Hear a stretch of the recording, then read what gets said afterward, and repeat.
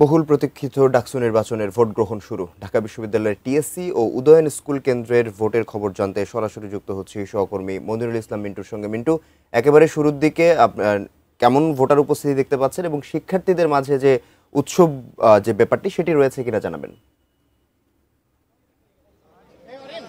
ঢাকা বিশ্ববিদ্যালয়ের ১০৪ বছরের ইতিহাসে ৩৭তম ডাকসু নির্বাচন এবং স্বাধীনতা পরবর্তী ষষ্ঠবারের মতো এই নির্বাচন অনুষ্ঠিত হতে যাচ্ছে এবং সেই নির্বাচনে ব্যাপক উৎসাহ উদ্দীপনার মধ্য দিয়ে কিন্তু ভোটাররা তারা বলা যায় সকাল ৭টা থেকেই লাইনে দাঁড়িয়ে তারা যে ৮টি ভোট কেন্দ্র রয়েছে সেই 8টি ভোট কেন্দ্রের বাইরে, সব ভোট কেন্দ্রের বাইরেই বলা যায় লম্বা লাইন, এবং 8টা বাজার সঙ্গে সঙ্গে যে গেট সেটি খুলে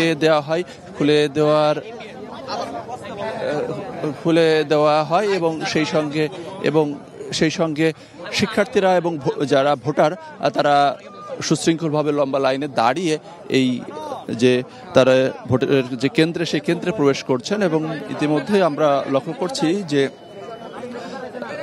ছাত্র শিবির সমর্থিত যে প্রার্থী ভিপি প্রার্থী সাদিক কায়েম তিনিও এই জায়গায় ভোট দিবেন এবং তিনি ইতিমধ্যে যে কেন্দ্রের সামনে তিনি চলে এসেছেন। এবং আপনাকে এও জানিয়ে রাখি যে ছাত্রদল সমর্থিত যে প্রার্থী আবিদুল ইসলাম খান তিনিও কিন্তু এই কেন্দ্রেই ভোট দিবেন। ফলে বলা যায় যে উদয়ন স্কুল অ্যান্ড কলেজ এই কেন্দ্রটি বেশ গুরুত্বপূর্ণ। ভিপি এবং জিএস পদের গুরুত্বপূর্ণ 5 জন প্রার্থী এই কেন্দ্রটিতে ভোট দিবেন এবং স্বাভাবিকভাবেই ভোটারদের মধ্যে কিন্তু ব্যাপক উৎসাহ উদ্দীপনা আমরা লক্ষ্য করছি। বিশ্ববিদ্যালয়ের শিক্ষার্থীরা সাধারণত দেখা যায় যে তারা সকালের দিকে একটু ঘুমান কিন্তু আজকে যেহেতু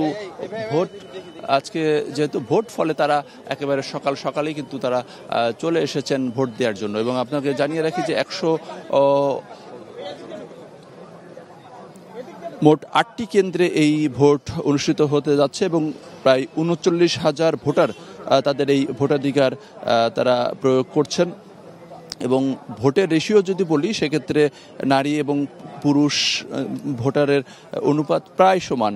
এখানে স্বাস্থ্যকর অল টাইম ফ্যামিলি কেক, সব সময় অল টাইম হেলদি লাইফ। 40% হচ্ছে নারী ভোটার এবং যদি পুরুষ ভোটার বলি সেটি 52% আশেপাশে। ফলে এবং প্রার্থীর সংখ্যা কিন্তু অন্য যে কোনো সময়ের চেয়ে এবারের প্রার্থীর সংখ্যাও বেশি। ভিপি পদে লড়ছেন 45 জন, জিএস পদে 19 জন এবং সেই সঙ্গে এজিএস পদে লড়ছেন 25 জন। এবং এই ডাকসুর যে কেন্দ্রীয় সংসদ সেই কেন্দ্রীয় সংসদে 471 জন ভোটার প্রার্থী তাদের ভোট দেবেন। আমরা একটু সাদিক কায়েমের সাথে কথা বলতে চাই। সাদিক কায়েম, আপনি এখনই যাব? হ্যাঁ। আচ্ছা, ভোট গ্রহণ মাত্র শুরু হলো, নির্বাচনের পরিবেশ কেমন দেখছেন?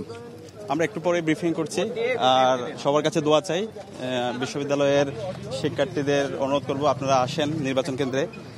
আমরা দীর্ঘদিন পরে ঐতিহাসিক সুযোগ পেয়েছি এবং আশা করছি আমরা একটি ফ্রি ফেয়ার ক্রেডিবল ইলেকশন পেতে যাচ্ছি ইনশাআল্লাহ। আমরা অবজারভেশন করছি ইনশাআল্লাহ। ভোটের পর আমরা ব্রিফিং করছি একটু পরেই।